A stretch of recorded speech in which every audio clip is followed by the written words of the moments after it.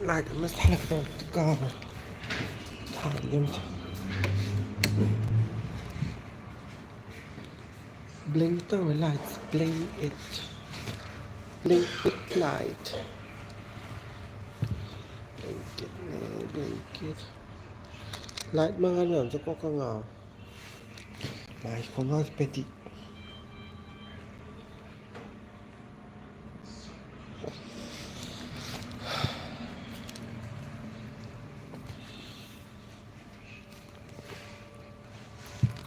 Em thăm gì cũng chưa.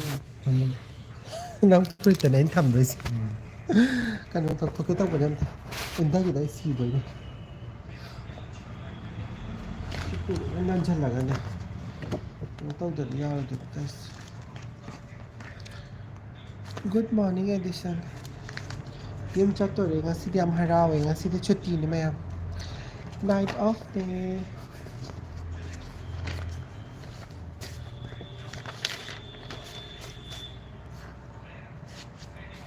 어디 신동이 되지 인부가 Hai bida si pudo ne hair roster sema ka to ini ai hayeng na te ngasi horin sem de ni dana hayeng kana to to ngasi di kaya ba ngakang to mani imong wa shalani phi khara suraga Manipur gi north east dukan chat to ini yung chak lai gi yung chak am saning atop pasu ke kay yaw ge ha ba dai live tha ba yara ga di khaser ke ma'am natra ga blog oina dum sam jarak Idiam ikai se video ka nabas dukan da mi yang ako dam tanda ni mo ba Where are you from? I'm from Manipur. Night of baby yam nungai adune yam harau eh. Harau man dara ngarang de hinga tum dare. Ngatang tum ba ya bagas. Nasi suti ne. Nasi chatoy ne Manipur di dukan da. Langsung mo yung saka sa da ba kuy ba? Manipur दुकान labour है Manipur ki dukan kanu da laiye. Noi na che kanu lai ba do. Moi mara ta yo le ba. अच्छा Yung sak singju kai ka mam yo le. 어디 phong Nang hangchit kai duty tau dei no. Hangchit na te heng kai duty tau dei no. morning Morning. तो Malaysia में Nang de la aga din ai kanu tau singju lai au la. Nang chani काय phong है singju do packet ta yo le ba kwa. Pa 50 pe nang lai birak te ba. Sene अच्छा chani ga. अच्छा Nang nung din ta dei lak pa de lai birak. Inge Akoy wari sam tiang kai no ne. Manipur gi sa zaning ba mayam akoy si. Sa ba gi tau lai no ngan ba. Good morning MD. Good morning Masant. Kui handak chahigi yung chak chadari lo san gidore ko yung chak chadari adagi handak amanta chadari Manipur gi hangam do adusu moy mayang liba ki hangam ne ba ko akoy Manipur gi hangam su yolam madi dum lairakke aduga adum yole mayam ko kangla gum sam chani kangla buchya su yaw bane adum horen chatlaga laigani asidi kai gumba live thaba yadragana lairakpa potsing do video ni namaga thakacharke ma'am Okay, hello. Good morning. Who is side or Louis side? I came as yard.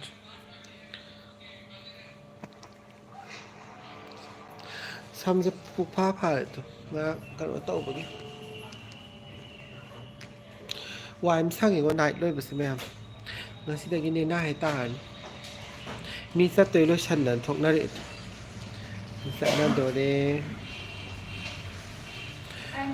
Ayushman क्यों क्यों क्या जाओ ना अपने घर Yum salam dai ki harau ba se sida hen no lai ba lai te ko de. Good morning. मेरा gown का डम ला दियो उठा के कहाँ से हो आप भाई को उर्दू दे ही बस हम यहाँ हुए आई उर्दू नती मैं उर्दू नहीं है आई ना मैं उर्दू नहीं है हन अच्छा अकोई ngarang nung dang kami na ba ni मेरा maga कलर अभिलाषा है abilasa nati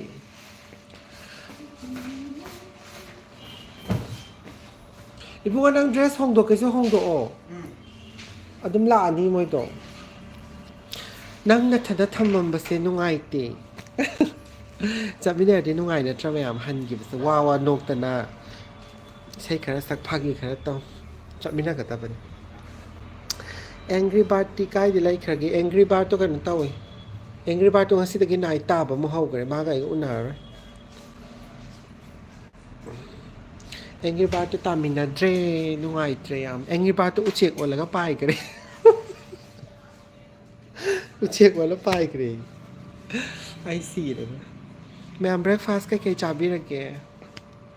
ꯑꯩꯈꯣꯏꯗꯤ ꯀꯩꯝꯇ ꯆꯥꯗ꯭ꯔꯤ ꯆꯥ ꯑꯃꯈꯛꯇꯪ ꯊꯛꯑꯦ ꯆꯥꯗꯨꯁꯨ ꯌꯥꯝ ꯍꯥꯎꯇꯦ ꯉꯁꯤ ꯆꯥꯗꯣ ꯀꯃꯥꯏꯅ ꯇꯧꯔꯤꯅꯣ ꯈꯪꯗꯦ ꯆꯥ ꯃꯅꯥ ꯌꯥꯝ ꯌꯥꯝꯃꯦ ꯍꯥꯎꯇꯕ ꯑꯗꯨꯅ ꯆꯥꯗꯣ ꯌꯨꯝ ꯆꯠꯂꯒ ꯀꯩꯅꯣ ꯑꯣꯏꯅ ꯇꯧꯔꯅꯤ ꯉꯁꯤꯗꯤ ꯀꯩꯅꯣꯝꯃ ꯊꯛꯑꯅꯤ ꯔꯥꯍꯨꯜ ꯔꯥꯖꯥ ꯑꯥꯏ M fine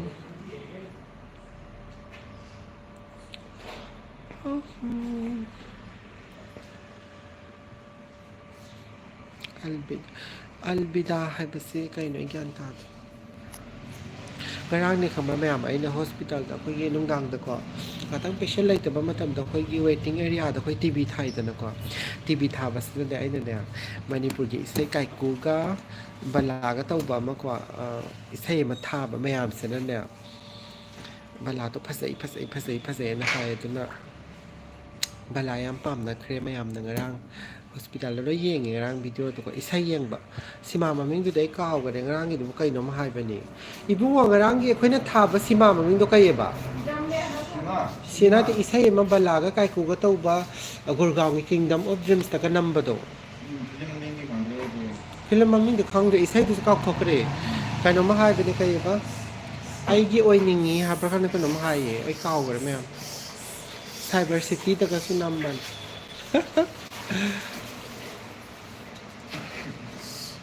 ꯌꯦꯡꯉꯨꯇꯨ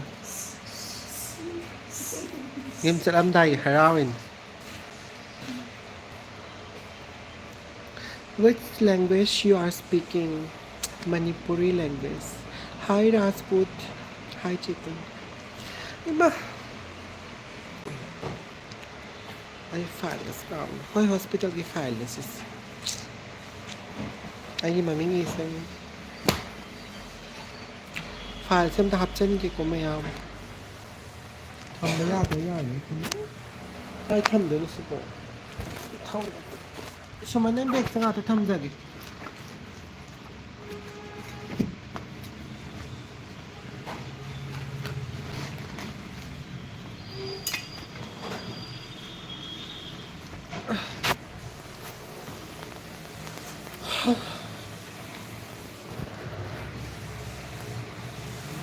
Why table kopa nonganbagi tawri mo na. Cleaning howry cleaning. Ma. Abima. Good morning Sonu. What do you speak? I don't understand. Okay, this is Manipuri language. What happened? You are in hospital? Nothing. Just finished my night shift. Good morning. Ilan hoga.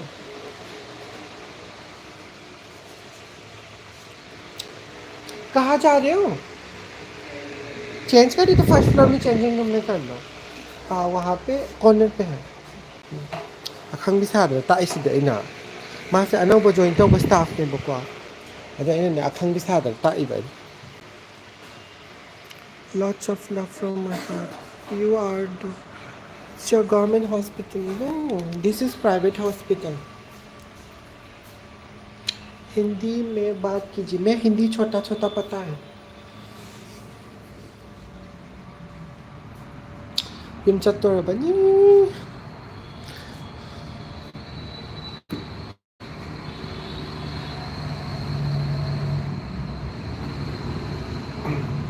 Hospital ममिंग से आइने दियम हाइजा का कदा दे के मनु नुत उत के तौबने अखोगी कदा no eye checkup तौ गिबदे नु उच्चरक चले सीधा लैरे मैम से लैरे नहान 26 जनवरी दको फ्री आई चेकअप तौ गिबगिन I am also dermatologist okay nice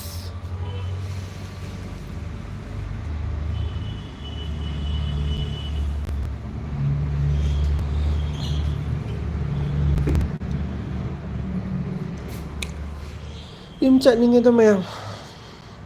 Good morning, Ankit. Ramchandra, good morning.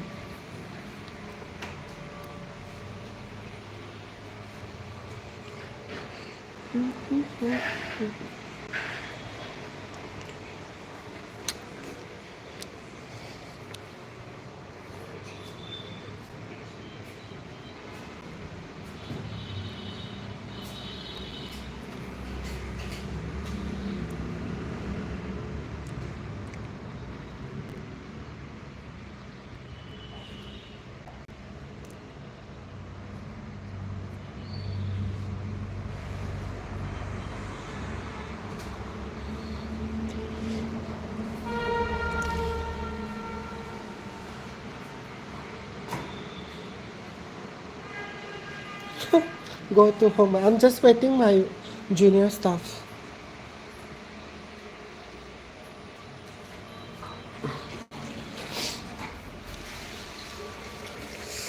Chong kai chakharge, chong di.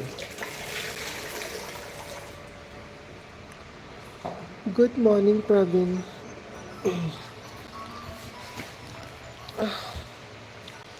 Sam apha si muthuk le ga ta manung de la yu ni hinang bo. Ko MC. Hambayat. Welcome from Assam. Thank you so much.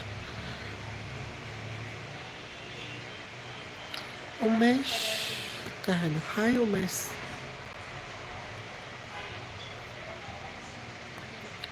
You are so gorgeous. Thank you so much. कहाँ पे job करती हूँ? दिल्ली में.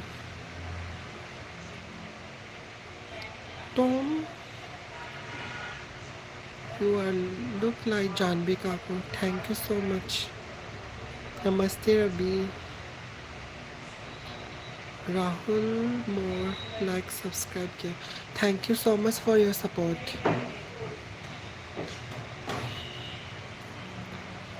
MD, misak pachay do kay chay.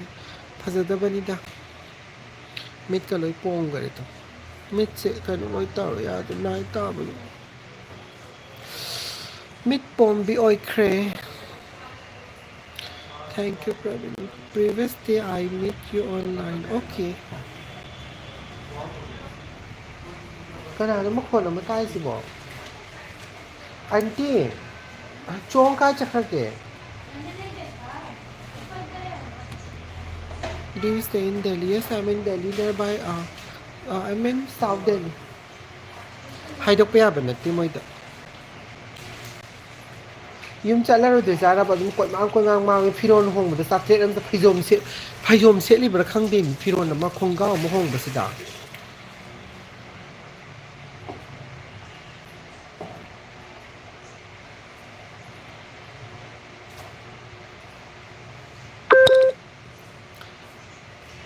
अमीर जैन, आपको जलेबी खाना है तो अपने मम्मी से मांग लो, ठीक है?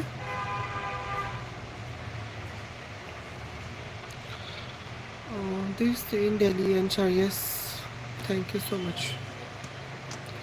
Ma'am, live lo shalani mini mangale baga chat na ba niya. Ngasi sa tine, nungay. Kumzal si di camera kasi tayo na.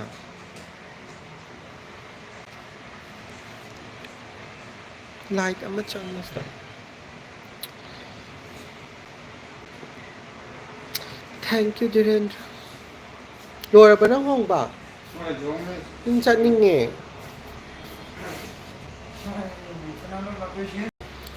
Ravidar lato niya. आपकी favorite movie कौन सी है? My favorite movie is Bajrangi Bhaijaan. Hello dear, you are too beautiful. Thank you, Rahit. Do you come daily in life? No, sometimes.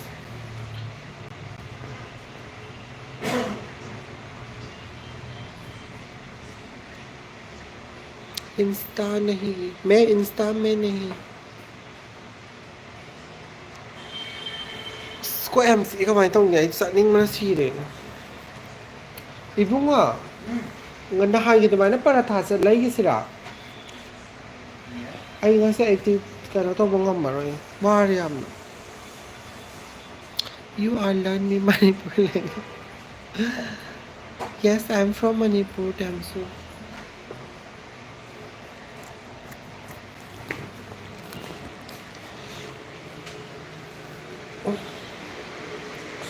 ꯐꯦꯟꯁꯦ ꯀꯅꯥꯅ ꯊꯥꯔꯤꯒꯦ ꯐꯝꯗꯣꯛꯀꯦ ꯉꯥꯛꯇꯪ ꯐꯝꯗꯣꯛꯀꯦ ꯁꯤꯗ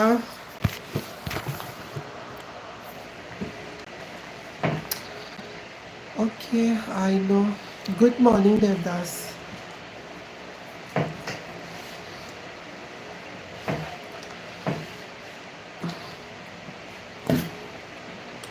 I'm also live in Manipur. Okay, where stay in Manipur? Radhe Radha, Radha Radha.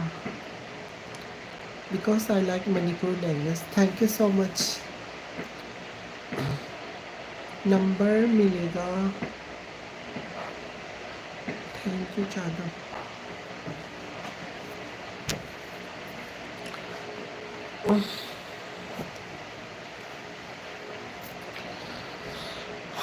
ꯋꯥꯔꯦꯗ ꯑꯩ ꯀꯣꯛ ꯌꯥꯝ ꯆꯤꯛꯑꯦ ꯇꯨꯝꯅꯤꯡꯉꯦ ꯏꯁꯥꯁꯦ ꯎꯏꯔꯕ ꯃꯌꯥꯝ ꯃꯤ ꯉꯥꯏꯕꯗꯣ ꯑꯗꯨꯒꯤ ꯁꯨꯝ ꯃꯇꯝ ꯀꯩꯅꯣ ꯇꯧꯕꯩꯗ ꯁꯨꯝ ꯃꯌꯥꯝꯒ ꯁꯨꯝ ꯋꯥꯔꯤ ꯁꯥꯟꯅꯅꯤꯡꯕꯒꯤ garden after seeing garden. Hi Munira.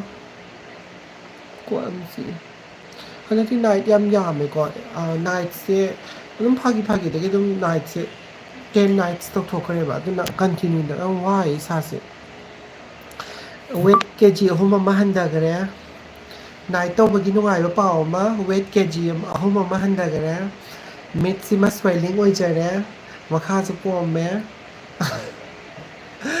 ꯑꯗꯒꯤ ꯁꯝꯁꯨ ꯐꯩꯅꯥꯝ ꯀꯦꯟꯕ ꯍꯧꯔꯦ ꯅꯥꯏꯠ ꯇꯥꯔꯨꯕꯒꯤ ꯀꯩꯅꯣ ꯍꯥꯏꯗꯣꯏꯁꯤꯕꯣ ꯑꯗꯩ ꯄꯨꯛꯁꯨ ꯅꯥꯏꯌꯦ ꯆꯥꯛ ꯆꯥꯕ ꯃꯇꯝ ꯅꯥꯏꯗꯕꯒꯤ ꯄ꯭ꯔꯣꯕ꯭ꯂꯦꯝ ꯉꯥꯛꯇ ꯊꯣꯛꯑꯦ ꯅꯥꯏꯠ ꯇꯥꯕꯁꯦ ꯀꯅꯥꯅꯣ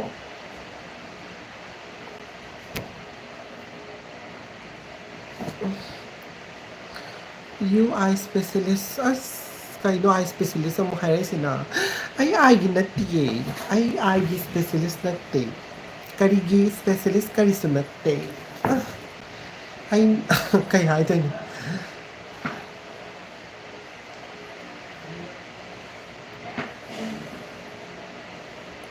I don't know Hindi. What is your name? My name is Reese. R-E-E-S, Reese.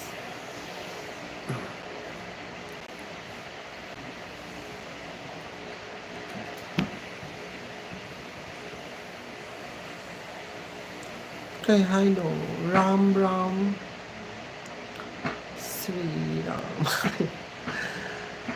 I've messaged you on your WhatsApp. Okay, let me check after live end, okay? But you have to text me regarding job only, okay? Please, nice name. Thank you so much, Chintan. Hi, Anmol. Not reach, R-E-E-S, Reese. तुम्हारे क्या है no Dear, I wish to be your friend. Beautiful voice. Thank you so much. आप कहाँ से हैं? मैं Manipur. Ibungo, नang lakpaga hairo ko silay ko. Ay opi, kano room number kano da. Tuda lay. Wanna ask you for coffee that Rohit, I'm so sorry. I cannot go with a stranger person. तुम्हारा kanino man ang angis mo? Good morning, Asin.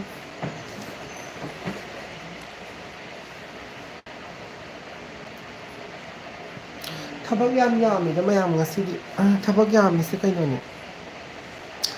Manipur language ꯁꯤꯈꯥꯎ ꯑꯃ ꯍꯥꯏꯔꯦꯗꯤ ꯀꯃꯥꯏꯅ ꯇꯧꯅꯤ ꯀꯩꯗꯧꯋꯦ ꯍꯥꯏꯕꯅꯣ ꯑꯩꯕꯣ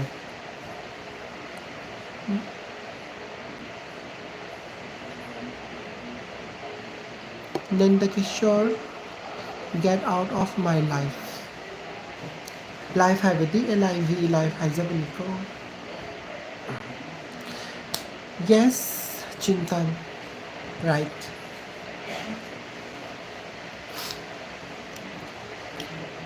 ꯑꯩꯈꯣꯏ ꯃꯅꯤꯄꯨꯔꯒꯤ north east ꯁꯣꯞꯇ ꯑꯗꯨꯝ ꯃꯌꯥꯝ ꯂꯩꯌꯦꯕꯀꯣ ꯃꯌꯥꯝ ꯂꯩꯕꯁꯦ ꯑꯗꯨꯝ ꯌꯥꯝꯃꯦ ꯑꯩ ꯋꯥꯈꯟꯗ ꯑꯗꯨꯝ ꯍꯧꯖꯤꯛꯀꯤ ꯑꯦꯔꯤꯌꯥꯁꯤꯗꯅꯦ ꯑꯣꯜꯃꯣꯁ 20 ꯁꯣꯞꯁꯀꯨꯝꯕꯗꯤ ꯂꯩꯔꯝꯗꯧ ꯃꯥꯜꯂꯦ ꯃꯅꯤꯄꯨꯔꯒꯤ ꯅꯣꯔꯠ ꯏꯁ ꯑꯗꯣ 20ꯃꯛꯇꯤ ꯑꯩ ꯆꯠꯄꯗꯤ ꯉꯝꯃꯔꯣꯏ ꯍꯥꯏꯕꯗꯤ ꯆꯠꯂꯒꯁꯨ ꯐꯥꯎꯔꯒ ꯆꯠꯀꯅꯦꯕꯀꯣ ꯑꯗꯣ ꯄꯣꯠ ꯂꯩꯕꯗꯨꯗꯤ ꯑꯩꯒ ꯍꯦꯛ ꯈꯪꯅꯕ ꯂꯩꯕ ꯑꯃ ꯂꯩꯌꯦꯕꯀꯣ ꯑꯗꯨꯗ ꯑꯣꯏꯅ ꯆꯠꯂꯒ ꯂꯩꯔꯅꯤ ꯑꯗꯨꯒ ꯀꯃꯥꯏꯅ ꯌꯣꯜꯂꯤ ꯀꯃꯥꯏꯅ ꯍꯥꯏꯕꯗꯤ ꯄ꯭ꯔꯥꯏꯁꯇꯤ ꯑꯗꯨꯝ ꯃꯅꯤꯄꯨꯔꯗꯒꯤ ꯂꯥꯛꯄꯅꯤꯅꯀꯣ ꯃꯣꯏꯒꯤ ꯍꯥꯏꯕꯗꯤ ꯇ꯭ꯔꯥꯟꯁꯄꯣꯔꯠꯀꯤ ꯄꯩꯁꯥꯁꯨ ꯂꯣꯏꯅꯃꯛ ꯌꯥꯎꯔꯒ ꯌꯣꯟꯕꯅꯤꯅ ꯄꯣꯠꯇꯣ ꯇꯥꯡꯕꯗ ꯀꯌꯥꯃꯨꯛ ꯇꯥꯡꯕꯅꯣ ꯍꯥꯏꯕꯗꯨꯁꯨ ꯑꯩ ꯎꯠꯆꯔꯛꯀꯦ ꯃꯌꯥꯝ ꯑꯗꯨꯒ ꯀꯔꯤ ꯐꯪꯒꯦ ꯍꯥꯏꯕꯗꯨꯁꯨ ꯑꯩ ꯃꯌꯥꯝꯗ ꯑꯗꯨꯝ ꯎꯠꯆꯔꯛꯀꯦ ꯑꯗꯣ ꯂꯥꯏꯐ ꯌꯥꯔꯒꯅ ꯂꯥꯏꯐꯇ ꯎꯠꯆꯔꯛꯀꯦ ꯌꯥꯗ꯭ꯔꯒꯅ ꯕ꯭ꯂꯣꯛ ꯑꯣꯏꯅ ꯁꯦꯝꯃꯛꯑꯒꯦ ꯑꯗꯣ ꯕ꯭ꯂꯣꯛ ꯁꯦꯝꯕꯁꯦ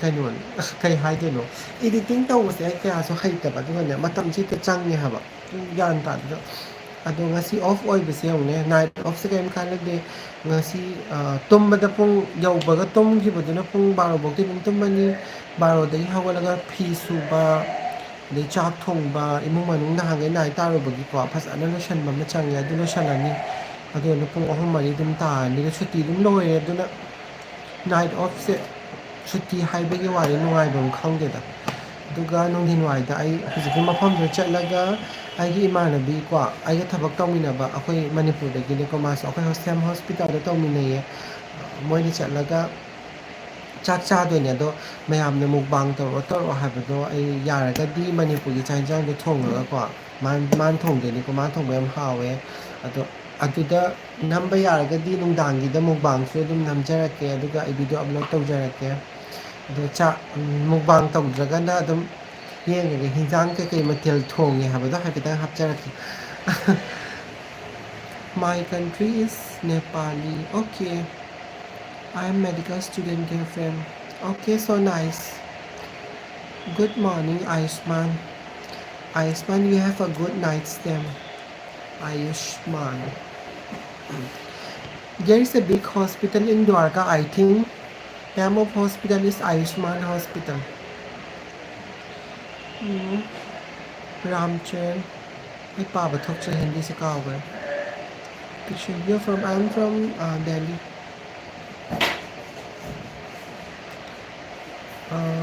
Good morning, Mix TV. Tanish Guru, good morning. Welcome to Nepal, all family members, friend. Okay, thank you so much. I heard that Nepal is a beautiful place, but mostly Hindi areas. I don't know, but I heard only. But you can reply me. It's Hindi area or what? Delhi में कहाँ से हो? Hi, South Delhi. I'm fine, Tanush. Delhi is too early to get up. I'm still in here. Okay, that's right. But I'm in duty. Hello, Julie.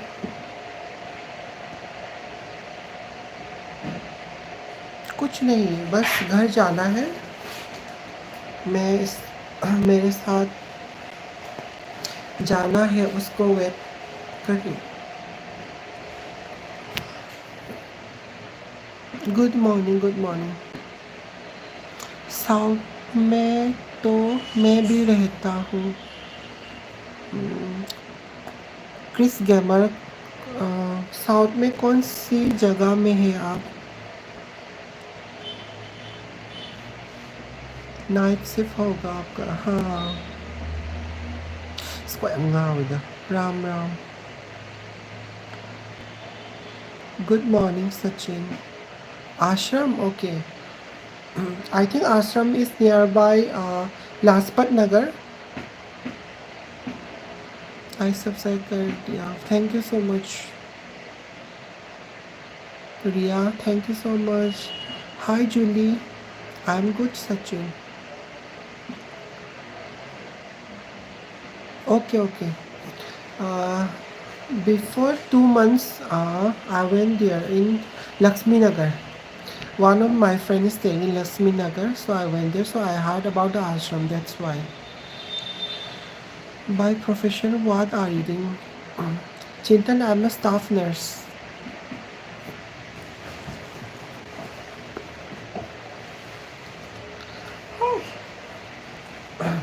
Ibungo! Ako yung sige agang Manipurgis ko. Mana, may mamanabi mo lang. Lina Thongam. Hi, good morning. Lina talap ko siya maharaw. Yate kamde. Debu salam. Good morning. Patient pie the bro. Sangkita. Ay di patient pie di. Nahaway di parang may hozik. Chahi ani ko masure. Patient pie the bro. Where are you friend?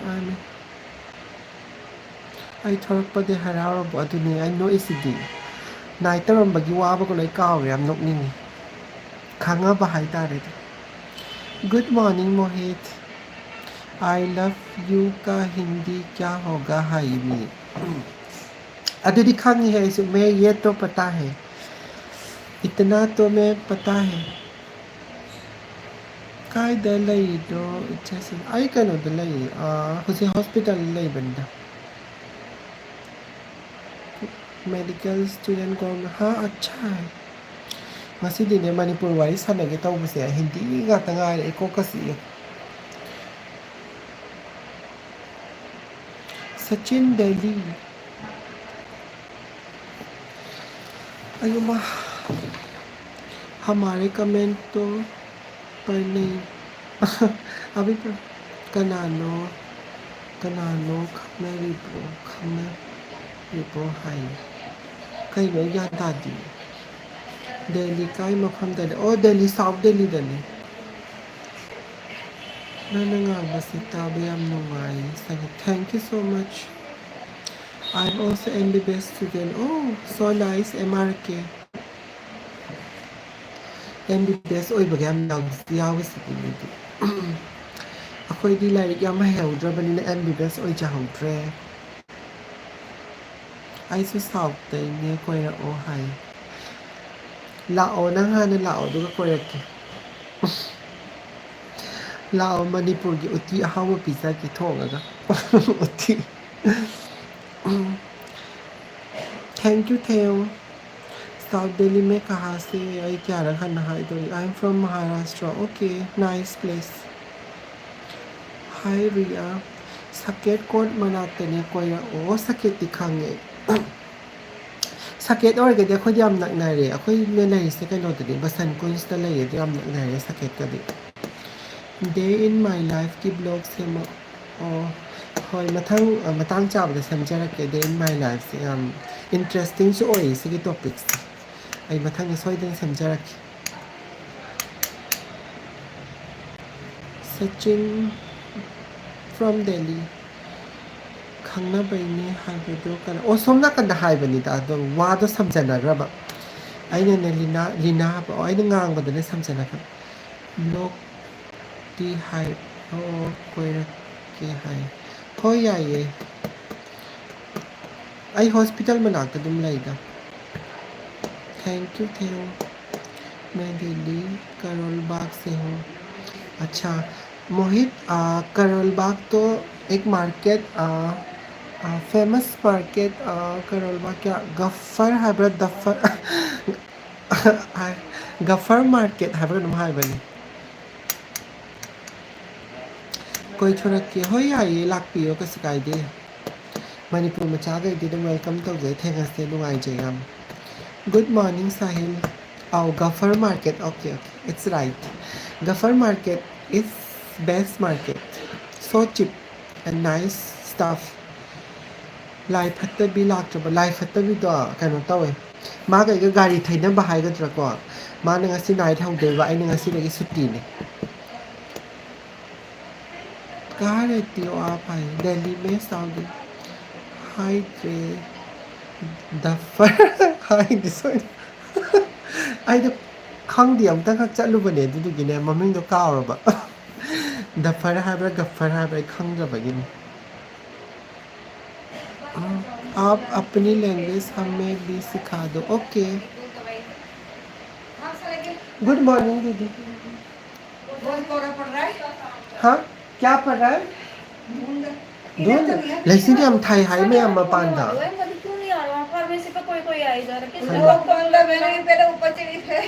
Ai horen yum thokpada mate ma ucharake kano tawi hai. Laisin yam thai hai. Mohit bhabi ji mane adune khara hai moisi bhabi ji hai. Bhabi ji habadi lohongba mi si hai dai nei khangdi. Gaffer market. Okay. As ai ko am si bhabi ji hai bas.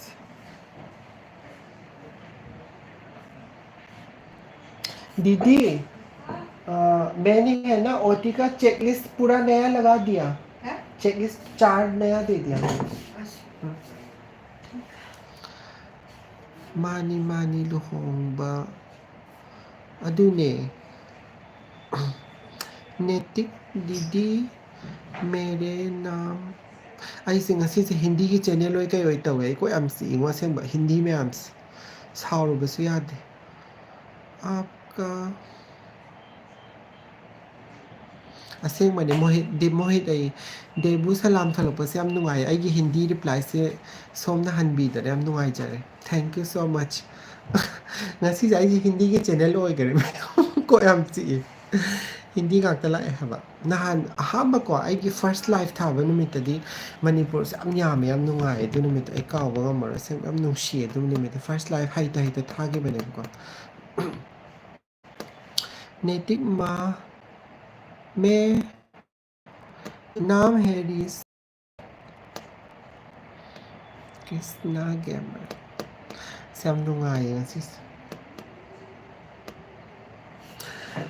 कई hospital late तौर पर हम तो ngasi ID फमंग ओरे मिसे तो निंग मने आ जरा चोंगदी क्या मां यम चल रविंदर नहीं आया नहीं कोई हम सी ngwa so mami ngai bse isai khara sakjaragane hai bai ta yum sakjara ma jufa gata bani ai ngai bo ko yam ngawe haba good morning suresh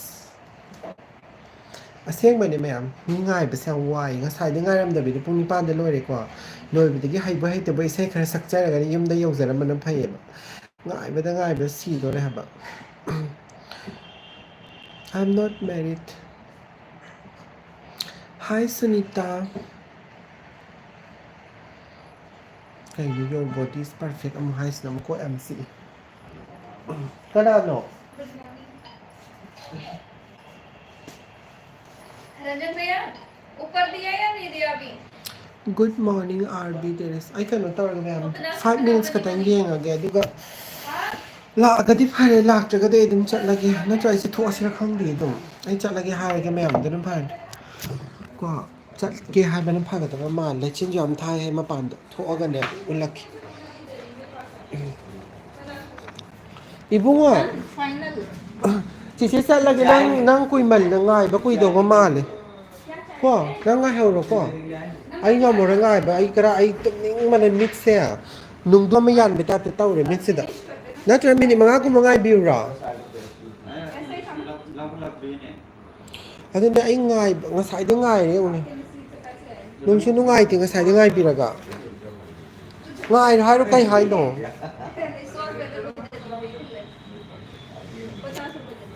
Lấy xin thầy hả chứ bao mà tần mà nó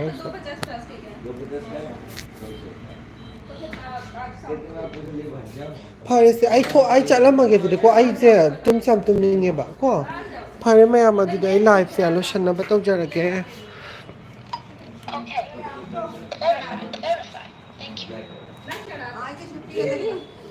yes दीदी नहीं कल नहीं आज की है कल से माता भी आएंगे डोंगी माता नागिन अच्छा 5-6 दिन तो हो गया आ गई बीमार हो गया कौन वेदर चेंज हो गया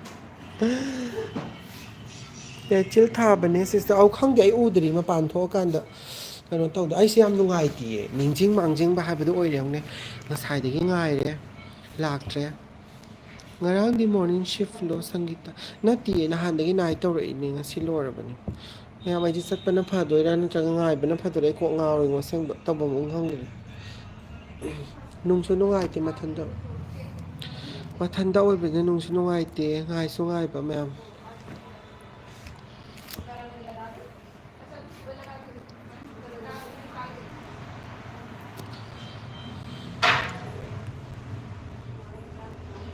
ꯑꯁ ꯒꯨꯗ ꯅꯦꯝ ꯑꯃꯨꯛ ꯍꯪꯉꯛꯑꯦ ꯀꯣꯛ ꯌꯥꯝ ꯆꯤꯛꯏ आंटी घर नहीं जाना